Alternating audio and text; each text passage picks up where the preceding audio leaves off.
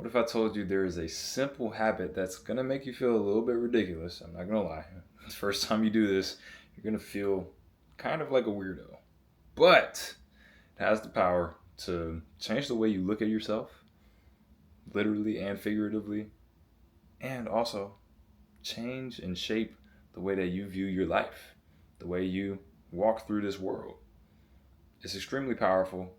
I've started doing it recently, and it's called the high five habit. You might have heard of it before. You might have heard of the author of the book, Mel Robbins. She is a famous motivational speaker and self-help figure, I would say. She has a podcast. She's one of the best audiobook readers that I've ever listened to.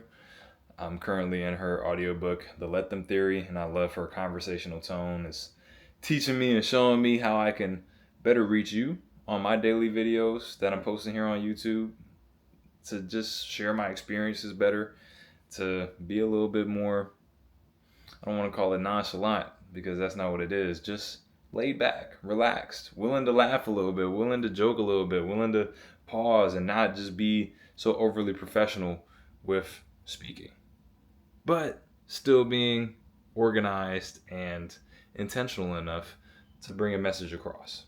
And I know I tend to ramble on my videos. I tend to go down little meandering paths, but every day I show up for myself, it gets better. And the high five habit is all about you showing up for you. Because guess what? And I was listening to Mel Robbins' podcast. Mel Robbins, if you're watching this, happen to be watching this, keep doing your thing. It's been a pleasure to look into your work. It's inspiring me in my own work. I've written my own self-help book, and I'm in the process of reviewing it and editing it. So it's been awesome reading your stuff, listening to your stuff, and recently listening to a podcast of hers. She had a guest on who said, no casket has bunk beds. So what does that mean? What does that mean? No casket comes with bunk beds. When you leave this earth, just like when you lay your bed, I'm looking at my bed right now. It's not made. Okay. So high five habit, sure. That's a thing that is prevalent in my life. The habit of making the bed. I don't know. It was an off and on thing. Let me know if you make your bed. If you don't, are you team make the bed? Or you team, hey, it doesn't matter? I'd say probably doesn't matter that much to me. But if it matters to you, if it's part of your routine, continue doing it. If it ain't broke, don't fix it. But getting back into the point of the bunk beds, right? When you lay your head down to sleep at night on your bed, it's just you and you. You might be laying right next to somebody, but when you go to sleep, it's just you. When you close your eyes, it's just you. It's just you in that consciousness. It's just you in that darkness. It's just you in those thoughts. Nobody else can come with you. And it's the same thing when we leave this world. No one else is going to come with you into that casket. It's just going to be you. It's just going to be you in those last moments on earth. It'll be you and you. Other people might be around you. But when it's time to leave, we leave this place on our own.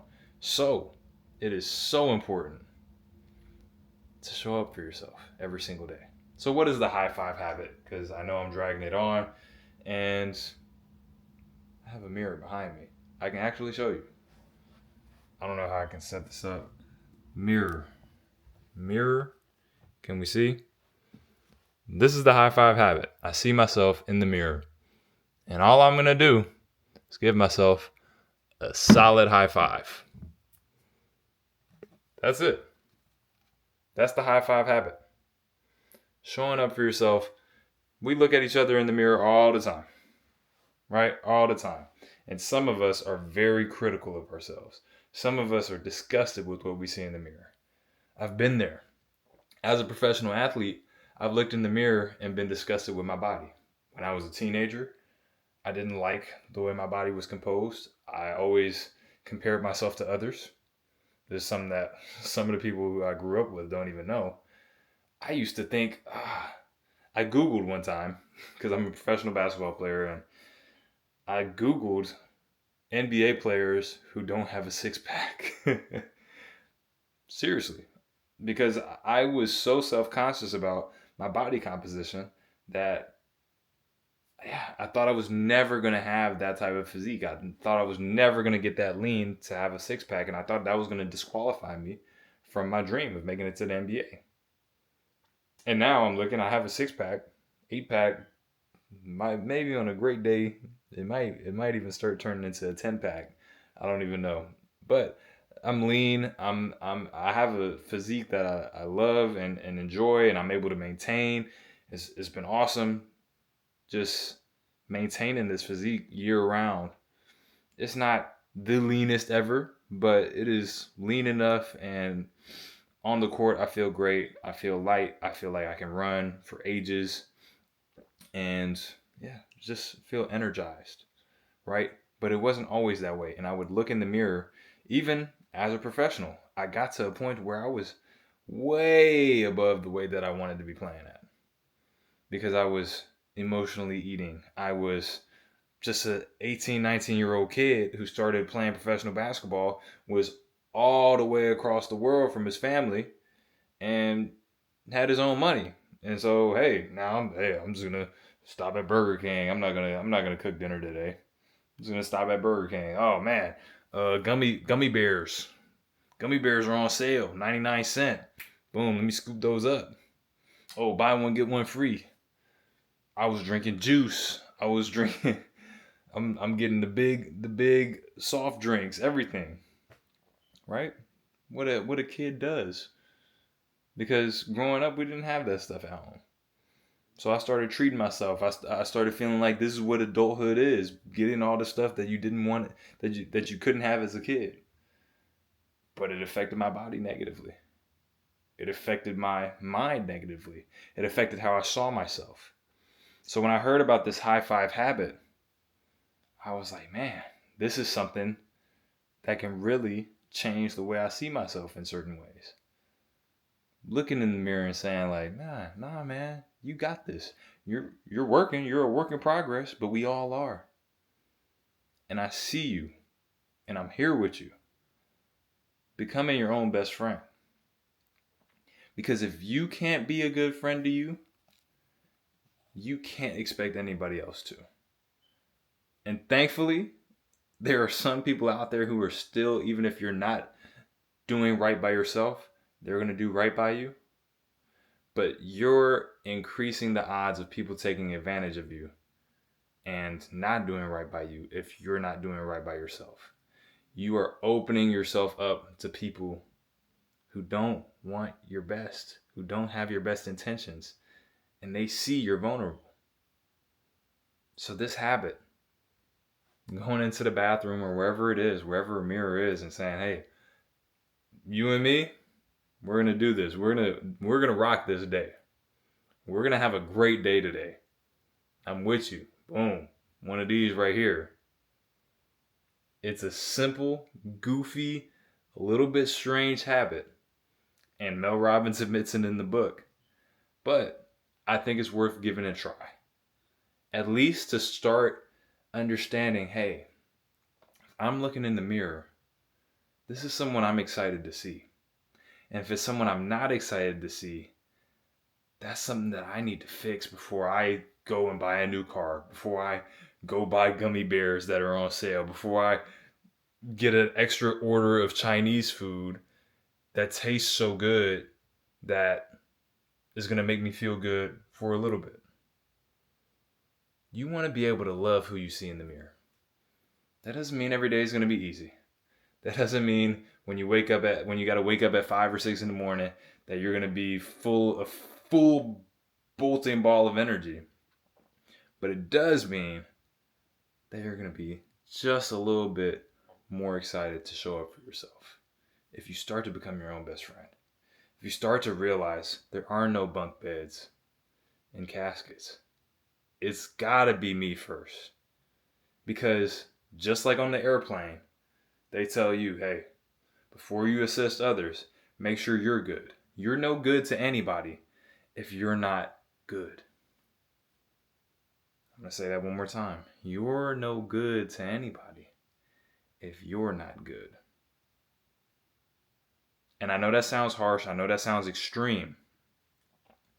But if your focus is on everyone else and appeasing everyone else and making sure you don't ruffle any feathers, you're going to destroy yourself in the process. Doing right by others oftentimes is going to be, doing right by others is always going to be the best thing for you in the moment. So don't get that twisted. This does not mean go out and be selfish, because doing right by somebody else, truly doing right by somebody else, is always going to give you something back. But at the same time, and I use my book as an example. My book series is called the Master of Gaia series. Long story short, I can't say long story short, but one of the major themes in the book is war. The Master of Gaia is supposed to protect Gaia.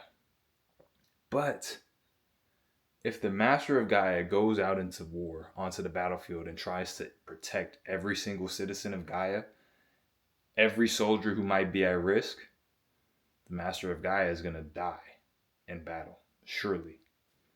But if the Master of Gaia says, hey, my first responsibility is my survival because I give Gaia hope, I give Gaia a chance to win this war, and if I go out and battle and leave it all out there and protect myself, that is doing the best thing for Gaia.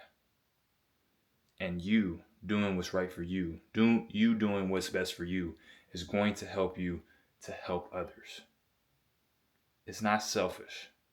It is the best thing you can do for you and everyone involved. And sometimes it might just start with a high five.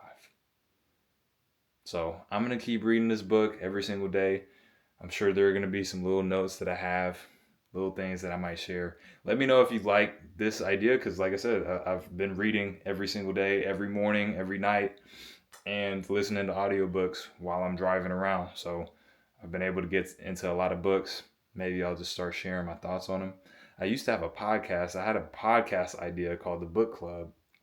At some point, I'm going to revive that, where I invite people on, people like you, and you bring in a book that I might not have read yet, and you tell me about the book. And in that, we kind of have an interview, and I get to learn about you based on your favorite book, the last book you read, or a book that you found interesting.